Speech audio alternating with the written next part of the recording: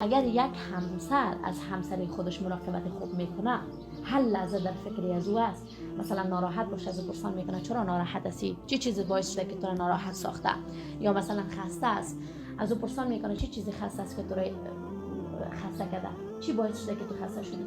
اینمی با این فکر است که این مرا چی میکنه، از من مراقبت میکنه و اینمی آدم خوشحال میشه.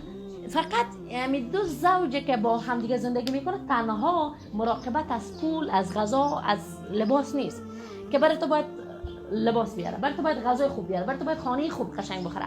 اصلا این چیزا را مراقبت درست است، یک چیز مالی است، ولی مراقبت چیزی را که ما میخوایم این است که باید در هر حالت توجه داشته باشه. که در شرایطی که ما میبینیم اکثریت مردم بی‌توجه هستن.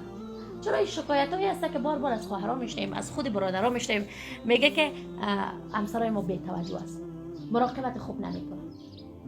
پس اینمی یگانه عامل بدبختی اینمی مراقبت است.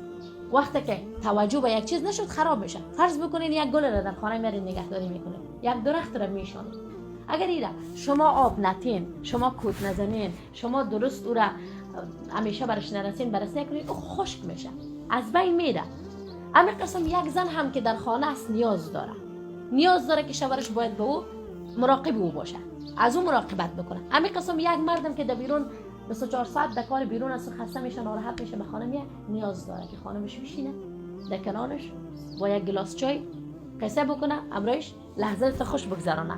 امین نیاز داره. ولی متاسفانه امروز مردم به این چیزا توجه نمیکنن. اگر از کار بارم که خسته میاین، حتی پرسان هم نمیکنن چرا خسته است. مثلا طفل ما با مکتب میره، وقتی که از مکتب میاد همیشه پرسان میکنیم درس خواندی مراقبت نیست. باید ما پرسان بکنیم از درست لذت بردی، از درست خوشت آمد، استاد امروز برای چی توصیه ها داشت، از توصیه های استاد چیزی پند گرفتی، برای چیز فایده رسوند.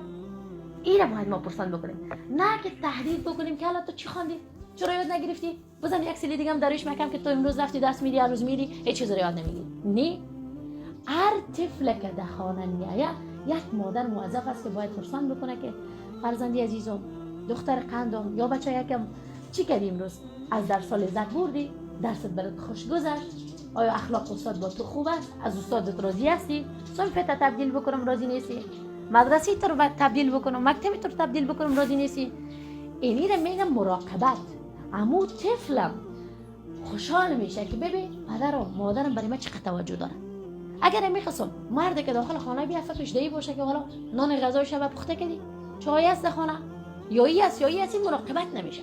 در قدمی که داخل خانه میشه باید پرسان بکنه که خانم صحت چطور است، من در خانه نبودم امروز، نفهمیدم چه قسمت وضعیتت، آرام هستی یا مریضی داشته باشه، مریض بودی مثلا بیرون میری از کار، یک بار تماس بگیر، مریض بودی دیشب حالت خوب نبود، امروز چطور است صحتت. اینمی قدر آدم خوشحال میشه. میگم این خوشحالی یک همسر اینمی قدر است. کدام چیز زیاد از ما نمیخواد که ما در همین مسئله رسیدگی کردن نکنیم. ببینین زندگی ما شما را که الله سبحانه و تعالی خلق کرد به اساس ابتلا خلق کرد که ما شما را چی بکنه، ابتلا بکنه، امتحان بکنه، آزمایش بکنه. وقتی که هدف زندگی ابتلا است، هدف زندگی امتحان الله سبحانه و تعالی است، پس باید بیاین درک بکنیم که ما در زندگی همیشه با چالش های روبرو هستیم.